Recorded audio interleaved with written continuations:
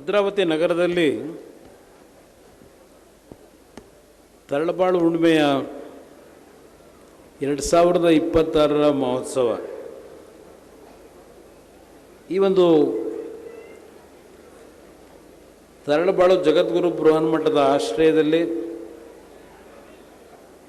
ಪರಮಪೂಜ್ಯ 1108 ಡಾಕ್ಟರ್ ಶಿವಮೂರ್ತಿ ಶಿವಾಚಾರ್ಯ ಮಹಾಸ್ವಾಮಿಗಳ ದಿವ್ಯ ಸಾನ್ನಿಧ್ಯದಲ್ಲಿ 3 ದಿನಗಳ ಕಾಲ ಈ ಒಂದು ತರಳಬಾಳು ಹುಣ್ಣಿಮೆಯ ಮಹೋತ್ಸವವನ್ನು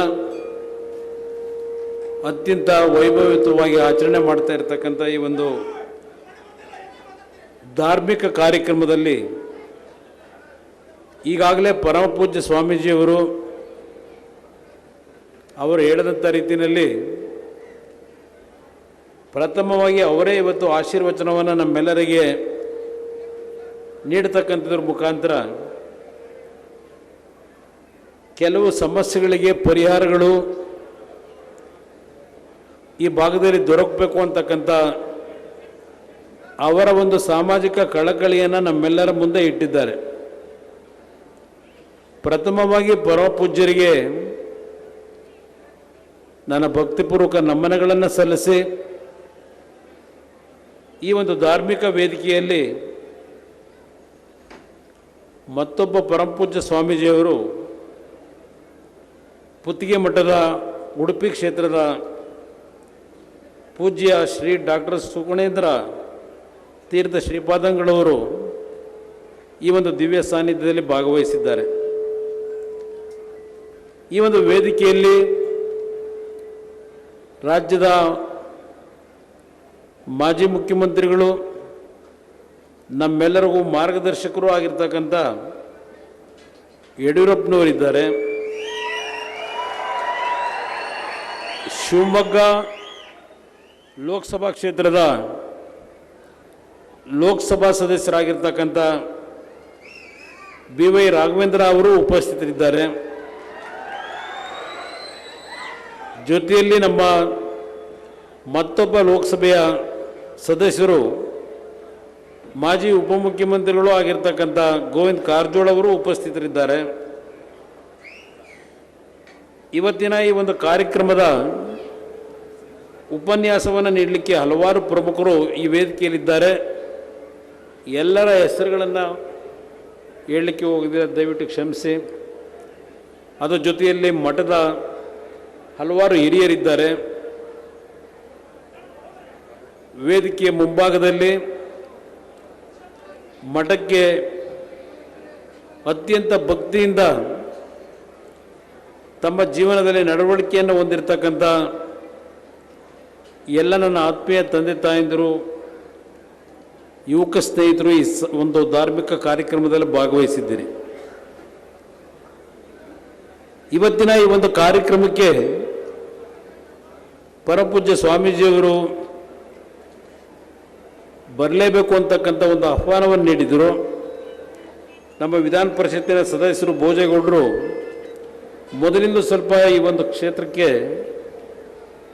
ಭಕ್ತಿಯನ್ನು ಹೊಂದಿರತಕ್ಕಂಥ ಒಬ್ಬ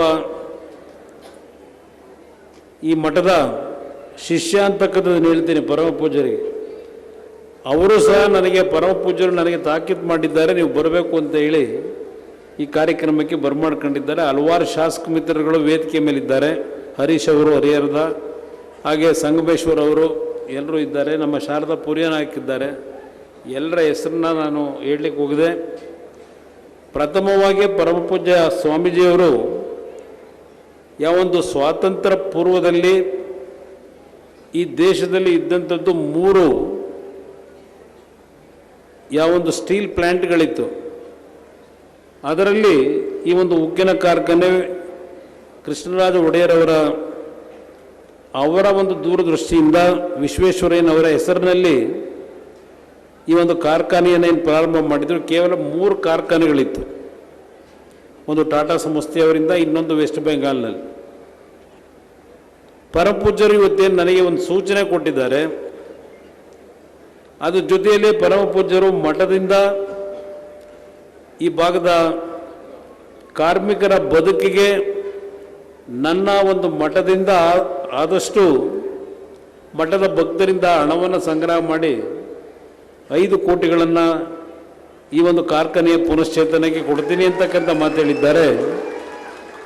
ಅದು ಅವರಲ್ಲಿರ್ತಕ್ಕಂಥ ಸಮಾಜದ ಒಂದು ಪ್ರತಿಯೊಂದು ಕುಟುಂಬಗಳ ಬದುಕಿಗೆ ಅವರಲ್ಲಿದ್ದಂಥ ಕಳಕಳಿ ಏನು ಅಂತಕ್ಕಂಥದ್ದನ್ನು ಇವತ್ತು ಈ ವೇದಿಕೆಯಲ್ಲಿ ಹೇಳಿದ್ದಾರೆ. ಒಂದು ಪರಮ ಪೂಜ್ಯರ ಗಮನಕ್ಕೆ ನಾನು ತರ್ತಕ್ಕಂಥದ್ದು, ಇವತ್ತು ನಮ್ಮ ದೇಶದಲ್ಲಿ ದೊಡ್ಡ ಮಟ್ಟದಲ್ಲಿ ವಿಶ್ವಕ್ಕೆ ನಾವು ಸರಿಸಾಟಿಯಾಗಿ ಮುನ್ನುಗ್ತಾ ಇದ್ದೇವೆ. ಖಾಸಗಿ ಕಾರ್ಖಾನೆಗಳಿಗೆ ನಾವು ದೊಡ್ಡ ಮಟ್ಟದಲ್ಲಿ ಬೆಂಬಲವನ್ನು ನೀಡ್ತೇವೆ, ಹಲವಾರು ರೀತಿಯ PLI ಸ್ಕೀಮ್ಗಳನ್ನು ಕೊಡ್ತಾ ಇದ್ದೇವೆ. ಆದರೆ ಸರ್ಕಾರದ ಸ್ವಾಮ್ಯದಲ್ಲಿರ್ತಕ್ಕಂಥ ನಮ್ಮ CPSE ಯೂನಿಟ್ಗಳೇನಿದೆ, ಈಗ ನನ್ನ ಒಂದು ಉದಾಹರಣೆಗೆ ಹೇಳೋದಾದರೆ ಹೆವಿ ಇಂಡಸ್ಟ್ರಿ ಇಲಾಖೆಯಲ್ಲಿ, ಬೃಹತ್ ಕೈಗಾರಿಕಾ ಇಲಾಖೆಯಲ್ಲಿ ಸುಮಾರು 40 CPSE ಯೂನಿಟ್ಗಳಿತ್ತು, ಸರ್ಕಾರದ ಯೂನಿಟ್ಗಳು. ಇವತ್ತು ಹಲವಾರು ವರ್ಷಗಳ ಈ ಒಂದು ದಿನವನ್ನೇನು ಕಳೆದಿದ್ದೇವೆ, ಸ್ವಾತಂತ್ರ್ಯ ಬಂದ ನಂತರ ಸುಮಾರು 100ಕ್ಕೆ 85-90 ಭಾಗ CPSE ಯೂನಿಟ್ಗಳನ್ನು ಮುಚ್ಚಿಬಿಟ್ಟಿದ್ದಾರೆ. ಈ ವಿಶ್ವೇಶ್ವರಯ್ಯ ಸ್ಟೀಲ್ ಪ್ಲಾಂಟನ್ನು ಸಹ 2016-17ರಲ್ಲೇ ಕಾರ್ಖಾನೆ ನಡೆಯೋದು ಕಷ್ಟ ಅಂತ ಹೇಳಿ ಕಾರ್ಖಾನೆಯನ್ನು ಖಾಸಗಿಯವರಿಗೆ ಮಾರಾಟ ಮಾಡಬೇಕು ಅಂತಕ್ಕಂಥ ಒಂದು ತೀರ್ಮಾನ ಮಾಡಿ ಕ್ಯಾಬಿನೆಟ್ನಲ್ಲಿ ಕೇಂದ್ರದಲ್ಲಿ ಈ ಒಂದು ಕಾರ್ಖಾನೆಯನ್ನು ಮುಚ್ಚಬೇಕು ಅಂತಕ್ಕಂಥ ನಿರ್ಧಾರ ಮಾಡಿದ್ದಾರೆ. ನಾನು ಈ ಮಂತ್ರಿ ಆಗೋದಕ್ಕಿಂತ ಮುಂಚೆ ನಮ್ಮ ಲೋಕಸಭಾ ಸದಸ್ಯರು ರಾಘವೇಂದ್ರ ಅವರು ಈ ಸರ್ಕಾರ ರಚನೆ ಆದ ನಂತರ ನಾನು ಮಂತ್ರಿ ಆದ ಮೇಲೆ ಹಲವಾರು ಬಾರಿ ಬಂದು ಈ ಕಾರ್ಖಾನೆಯ ಬಗ್ಗೆ ಚರ್ಚೆ ಮಾಡಿದ್ದಾರೆ. ಇಲ್ಲಿ ಪ್ರಶ್ನೆ, ಕೇಂದ್ರ ಸರ್ಕಾರದ ಬರುವ ಭಾನುವಾರ ಬಜೆಟ್ನ ಒಂದು ಮಂಡನೆ ಏನಿದೆ, 2026-27ನೇ ಸಾಲಿನ ಆರ್ಥಿಕ ಅವಯವವನ್ನು ಮಂಡನೆ ಏನು ಮಾಡ್ತಾರೆ, ಅವಯವವನ್ನು ಇಲ್ಲಿ ಬಜೆಟ್ನಲ್ಲಿ ಹಣವನ್ನು ಕೊಡ್ತಕ್ಕಂಥದ್ದು ಈಗೇನು ಕಾರ್ಖಾನೆಗಳನ್ನು ಮುಚ್ಚಬೇಕು ಅಂತ ಮಾಡಿದ್ದಾರೆ, ಕ್ಯಾಬಿನೆಟ್ನಲ್ಲಿ ತೀರ್ಮಾನ ಆಗಿದೆ, ಮತ್ತೆ ಪುನಃ ಅದನ್ನು ರಿವರ್ಸ್ ಮಾಡ್ತಕ್ಕಂಥದ್ದು ಕಷ್ಟ ಬುದ್ಧಿ. ಆ ಹಿನ್ನೆಲೆಯಲ್ಲಿ ನಾನು ಮಂತ್ರಿ ಆದ ಮೇಲೆ ಬಹುಶಃ 3 ಬಾರಿ ಬಂದಿದ್ದೇನೆ ಭದ್ರಾವತಿಗೆ, ಸಭೆಗಳನ್ನು ಮಾಡಿದ್ದೇವೆ. ಈಗಾಗಲೇ ಕೇಂದ್ರದಲ್ಲಿರ್ತಕ್ಕಂಥ ನಮ್ಮ ಒಂದು ಇಲಾಖೆಗೆ ಸಂಬಂಧಪಟ್ಟಂಥ ಸ್ಟೀಲ್ ಅಥಾರಿಟಿ ಆಫ್ ಇಂಡಿಯಾ ಅಂತಕ್ಕಂಥ ಮತ್ತೊಂದು ಉಕ್ಕಿನ ಕಾರ್ಖಾನೆಗಳನ್ನು ನಡೆಸ್ತಾ ಇರತಕ್ಕಂಥ ಒಂದು ಸಮೂಹ ಏನಿದೆ, ಅಲ್ಲಿ ಈಗಾಗಲೇ ನಾನು ಚರ್ಚೆಯನ್ನು ಮಾಡಿ ಇಲ್ಲಿ ಈ ಒಂದು ಕಾರ್ಖಾನೆಯ ಪುನಶ್ಚೇತನಕ್ಕೆ ಮೊದಲನೇ ಹಂತದಲ್ಲಿ 5,000 ಕೋಟಿ ರೂಪಾಯಿಗಳನ್ನು ಈ ಒಂದು ಕಾರ್ಖಾನೆಯ ಪುನಶ್ಚೇತನಕ್ಕೆ ಕೊಡಬೇಕು ಅಂತಕ್ಕಂಥ ನಿರ್ಧಾರ ಮಾಡಿದ್ದೇವೆ. ನಿಮ್ಮ ಗಮನಕ್ಕೆ ತರ್ತಾ ಇದ್ದೇನೆ ಬುದ್ಧಿಯವರೇ. ಅದಕ್ಕೆ ನಾನು ಕೇಂದ್ರ ಸರ್ಕಾರದ ಬಜೆಟ್ನಲ್ಲಿ ಇಲ್ಲ, ಕೇಂದ್ರ ಸರ್ಕಾರದಿಂದ ಹಣವನ್ನು ಕೇಳ್ತಾ ಇಲ್ಲ ಬುದ್ಧಿಯವರೇ. ಒಂದು ಆರ್ಥಿಕ ಸಚಿವರಿಂದ ಒಪ್ಪಿಗೆ ಸಹಿ ಬೇಕಷ್ಟೇ, ಅವರ ಮೇಲೆ ಯಾವುದೇ ರೀತಿಯ ಆರ್ಥಿಕ ಹೊರೆಯನ್ನು ಕೇಂದ್ರ ಸರ್ಕಾರದ ಮೇಲೆ ಹೊರಿಸ್ತಾ ಇಲ್ಲ. ಮೊದಲನೇ ಹಂತದಲ್ಲಿ 5,000 ಕೋಟಿ ರೂಪಾಯಿಗಳನ್ನು ನಾವೇನು ವಿನಿಯೋಗ ಮಾಡ್ತಾ ಇದ್ದೇವೆ, ಇಲ್ಲಿಯ ಕಾರ್ಖಾನೆಯನ್ನು ಒಂದು ದೇಶದಲ್ಲಿ ನಾವು ವಿದೇಶಗಳಿಂದ ಯಾವ ಸ್ಪೆಷಾಲಿಟಿ ಸ್ಟೀಲ್ನ ನಾವು ಮಾಡ್ತಾ ಇಲ್ಲ.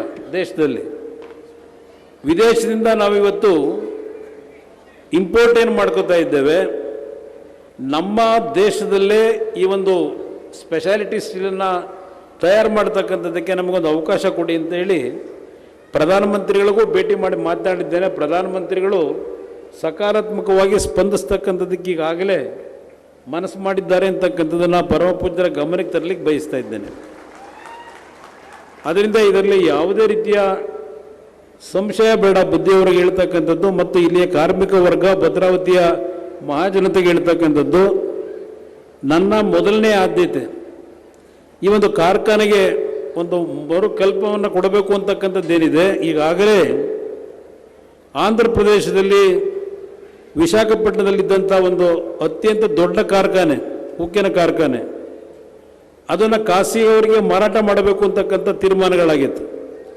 ಅದು ಕಾರ್ಖಾನೆಯನ್ನು ಮುಚ್ಚಿದ್ರು. ಇವತ್ತು ಆ ಒಂದು ಕಾರ್ಖಾನೆ ಸುಮಾರು 35,000 ಕೋಟಿ ರೂಪಾಯಿಗಳ ಸಾಲದ ಹೊರೆಯನ್ನು ಹೊತ್ತಿದ್ದಾರೆ. ಇಲ್ಲಿ ವಿಶಾಖಪಟ್ಟಣದಲ್ಲಿರ್ತಕ್ಕಂಥ RINL ಕಾರ್ಖಾನೆ ಕೇಂದ್ರ ಸರ್ಕಾರವನ್ನು, ಪ್ರಧಾನಮಂತ್ರಿಗಳನ್ನು, ಆರ್ಥಿಕ ಸಚಿವರ ಒಂದು ಒಪ್ಪಿಸ್ತಕ್ಕಂಥ ವಿಷಯದಲ್ಲಿ ಯಶಸ್ಸನ್ನೇನು ಕಂಡಿದ್ದೇವೆ. ಈಗಾಗಲೇ ಕಳೆದ 7-8 ತಿಂಗಳಿಂದ ಆ ಕಾರ್ಖಾನೆ ಪ್ರಾರಂಭ ಮಾಡಿ ಇವತ್ತು ದಿನಕ್ಕೆ 21 ಮೆಟ್ರಿಕ್ ಟನ್ ಸ್ಟೀಲನ್ನು ನಾವು ಉತ್ಪಾದನೆಯನ್ನು ಮಾಡ್ತಾ ಇದ್ದೇವೆ. ಅದೇ ರೀತಿಯಲ್ಲಿ ವಿಶ್ವೇಶ್ವರಯ್ಯ ಸ್ಟೀಲ್ ಪ್ಲ್ಯಾಂಟ್ನಲ್ಲೂ ಮುಂದಿನ ಈ ಒಂದು ಹೊಸ ವರ್ಷ ಏನಿದೆ, ಇವತ್ತು ಜನವರಿ ತಿಂಗಳಿನಲ್ಲಿದ್ದೇವೆ ಬುದ್ಧಿಯವರೇ, ಇನ್ನೊಂದು 2-2.5 ತಿಂಗಳಿನಲ್ಲಿ ಒಂದು ದೊಡ್ಡ ಕಾಯಕಲ್ಪವನ್ನು ವಿಶ್ವೇಶ್ವರಯ್ಯ ಸ್ಟೀಲ್ ಪ್ಲ್ಯಾಂಟ್ಗೆ ನಾವು ಕೊಡ್ತಾ ಇದ್ದೇವೆ ಅಂತಕ್ಕಂಥದ್ದನ್ನು ಇವತ್ತು ಈ ಒಂದು ತರಳಬಾಳು ಹುಣ್ಣಿಮೆಯ ಒಂದು ಮಹೋತ್ಸವವನ್ನು ತಾವೇನು ಆಚರಣೆ ಮಾಡ್ತಾ ಇದ್ದೀರಿ.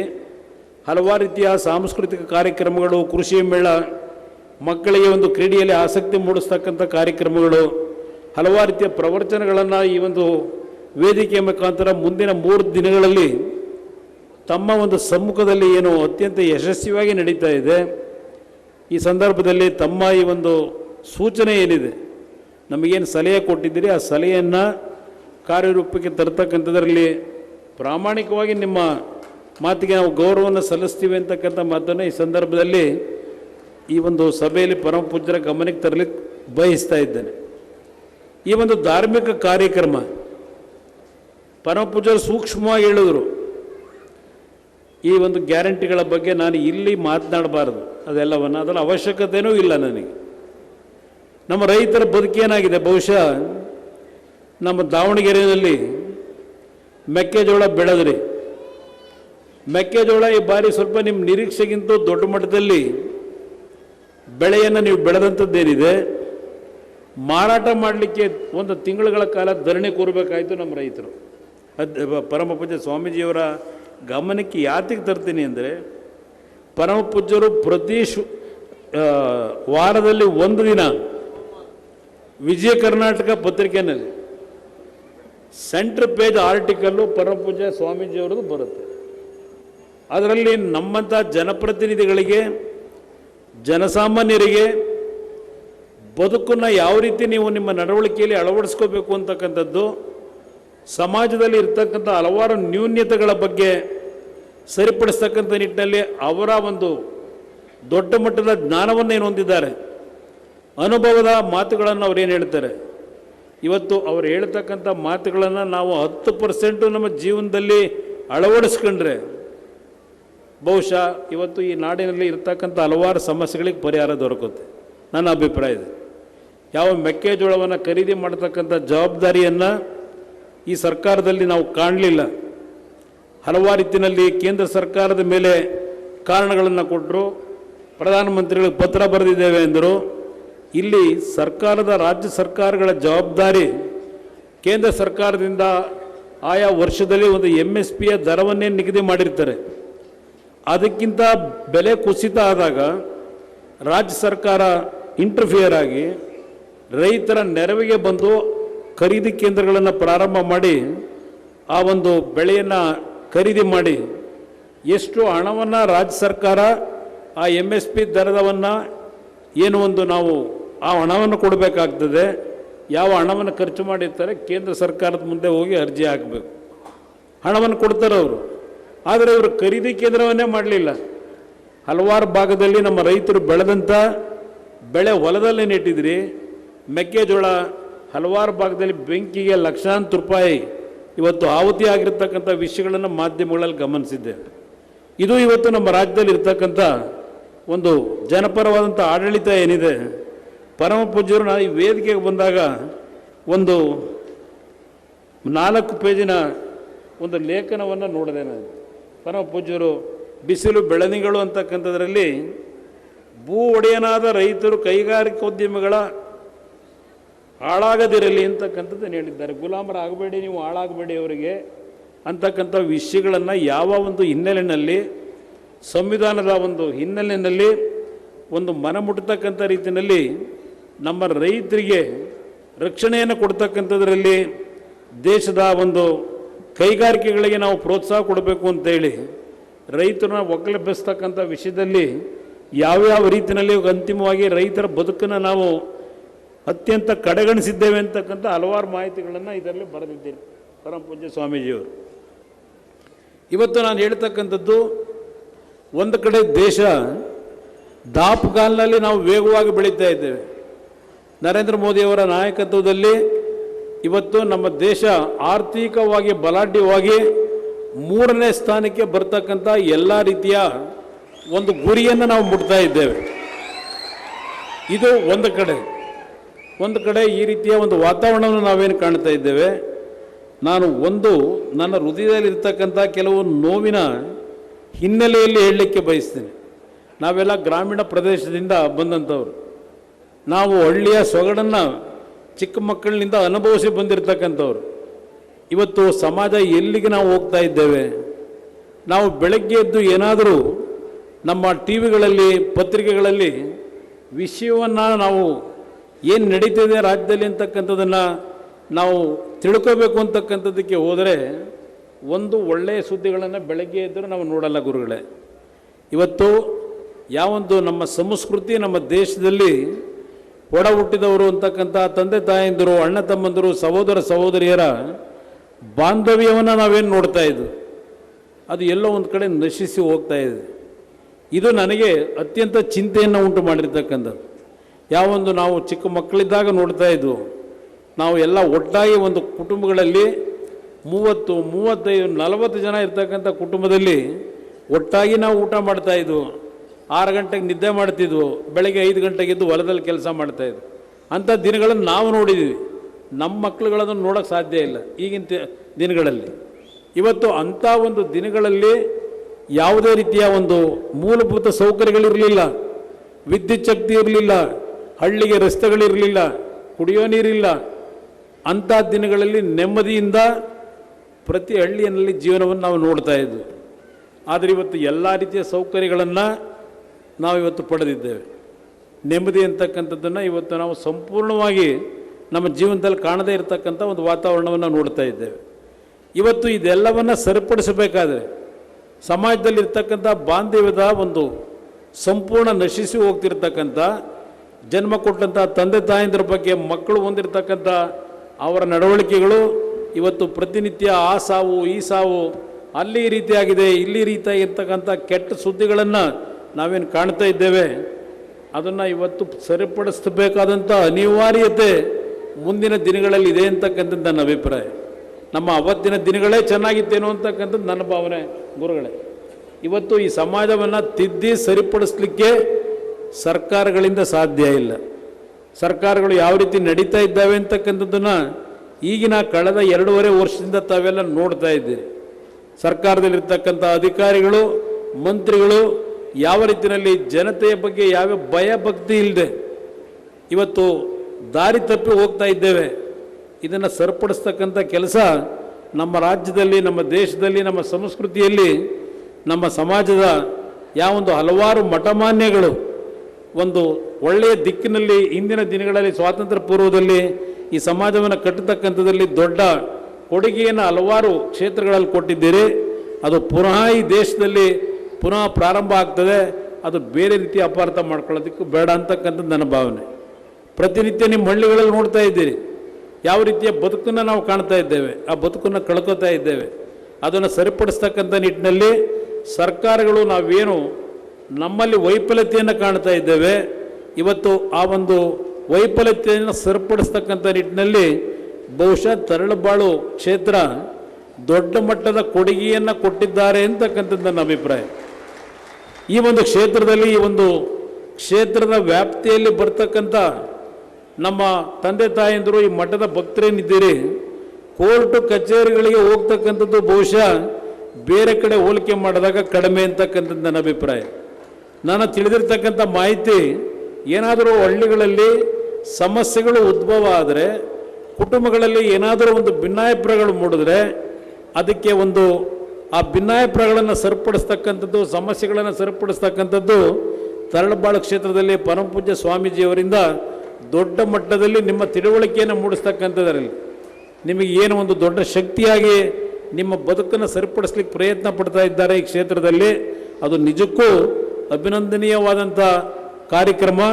ಪರಮಪೂಜ್ಯರ ಜವಾಬ್ದಾರಿ ಇವತ್ತು ಈ ಸಮಾಜವನ್ನು ಸರಿಪಡಿಸ್ತಕ್ಕಂಥ ನಿಟ್ಟಿನಲ್ಲಿ ಹೆಚ್ಚಿನ ಅವರ ಒಂದು ಪ್ರಭಾವ ಏನಿದೆ, ಆ ಪ್ರಭಾವದ ಮುಖಾಂತರ ಈ ನಾಡಿನಲ್ಲಿ ಯಾವ ಕುವೆಂಪು ಅವರ ಬಗ್ಗೆ ಇವತ್ತೇನು ಇಟ್ಟಿದ್ದೀರಿ ಹೆಸರನ್ನ, ಸರ್ವ ಜನಾಂಗದ ಶಾಂತಿಯ ತೋಟ ಅಂತಕ್ಕಂಥದ್ದನ್ನು ನಾವೇನು ನೋಡ್ತೇವೆ. ಪ್ರತಿಯೊಂದು ಹಳ್ಳಿಗಳು, ಪ್ರತಿಯೊಂದು ಕುಟುಂಬಗಳು ಸುಖ ಶಾಂತಿ ನೆಮ್ಮದಿಯಿಂದ ಬದುಕ್ತಕ್ಕಂಥ ಒಂದು ವಾತಾವರಣ ನಮಗೆ ಮೊದಲು ಬೇಕಿರ್ತಕ್ಕಂಥದ್ದು. ಇವತ್ತು ಹಣದ ಕೊರತೆ ಇಲ್ಲ, ನಮಗೆ ಹಣದ ಕೊರತೆ ಇಲ್ಲ, ಆರ್ಥಿಕವಾಗಿ ಸದೃಢವಾಗಿ ಬೆಳೀತಾ ಇದ್ದಾರೆ. ಆದರೆ ನಮ್ಮ ಮೂಲ, ನಮ್ಮ ಕುಟುಂಬಗಳ ಒಂದು ಬಾಂಧವ್ಯ ಅದು ನಶಿಸಿ ಹೋಗ್ತಾ ಇರ್ತಕ್ಕಂಥದ್ದನ್ನು ಸರಿಪಡಿಸಬೇಕಾದಂಥದ್ದು ನಮ್ಮೆಲ್ಲರ ಕರ್ತವ್ಯ ಇದೆ. ಆ ನಿಟ್ಟಿನಲ್ಲಿ ಭಗವಂತ ಎಲ್ಲ ಕುಟುಂಬಗಳಲ್ಲಿ ಅನ್ಯೋನ್ಯತೆ ಅಂತಕ್ಕಂಥದ್ದನ್ನು ಪುನಃ ಪ್ರತಿಷ್ಠಾಪನೆ ಮಾಡ್ತಕ್ಕಂಥದ್ದಕ್ಕೆ ನಿಮ್ಮ ಹೃದಯಕ್ಕೆ ಭಗವಂತ ಎಲ್ಲ ರೀತಿಯ ಪ್ರಭಾವ ಬೀರಲಿ. ಪರಮ ಪೂಜ್ಯರಿಂದ ಈ ಸಮಾಜ ಸರಿಪಡಿಸ್ತಕ್ಕಂಥದ್ದಕ್ಕೆ ಇವತ್ತು ಅವರೇನು ಹಲವಾರು ರೀತಿಯ ಧಾರ್ಮಿಕ ಕಾರ್ಯಕ್ರಮಗಳಲ್ಲಿ ಪ್ರತಿ ವರ್ಷ ಈ ತರಳಬಾಳು ಹುಣ್ಣಿಮೆಯ ಕಾರ್ಯಕ್ರಮದ ಮುಖಾಂತರ ಈ ರಾಜ್ಯದಲ್ಲಿ ಸುಮಾರು 76 ವರ್ಷಗಳಾಯ್ತು ಬುದ್ಧಿ, 76 ವರ್ಷಗಳಿಂದ ನಿರಂತರವಾಗಿ ಈ ಒಂದು ಕಾರ್ಯಕ್ರಮವನ್ನು ಮಾಡೋದ್ರ ಮುಖಾಂತರ ಜನತೆಯಲ್ಲಿ ತಿಳುವಳಿಕೆ ಮೂಡಿಸ್ತಕ್ಕಂಥ ಕೆಲಸವನ್ನೇನು ಮಾಡ್ತಾ ಇದ್ದಾರೆ. ಪರಮ ಪೂಜ್ಯರಿಗೆ ನನ್ನ ಗೌರವಪೂರ್ವಕವಂತ ವಂದನೆಗಳನ್ನು ಸಲ್ಲಿಸಿ ನಾನು 2 ಮಾತುಗಳನ್ನು ಮುಗಿಸ್ತೀನಿ. ಪರಮ ಪೂಜ್ಯರ ಅನುಮತಿಯೊಂದಿಗೆ ನಾನು ಪುನಃ ಬೆಂಗಳೂರಿಗೆ ಹೋಗಬೇಕಾದಂಥ ಅನಿವಾರ್ಯತೆಯಿಂದ ಇವತ್ತು ನಾನು ಮೊದಲು ಮಾತನಾಡ್ತೀನಿ ಅಂತ ಪರಮ ಪೂಜ್ಯರ ಅನುಮತಿಯನ್ನೇನು ಪಡೆದಿದ್ದೇನೆ. ನಿಮ್ಮೆಲ್ಲರಲ್ಲಿ ಕ್ಷಮೆ ಕೋರ್ತೇನೆ. ಈ ಒಂದು ಕಾರ್ಯಕ್ರಮ 3 ದಿನ ಉತ್ತಮವಾದಂಥ ರೀತಿಯಲ್ಲಿ ನಡೀಲಿ ಅಂತಕ್ಕಂಥದ್ದು ಹಾರೈಸಿ ನನ್ನ 2 ಮಾತುಗಳನ್ನು ಮುಗಿಸ್ತೇನೆ. ಜೈ ಹಿಂದ್, ಜೈ ಕರ್ನಾಟಕ ಮಾತೆ.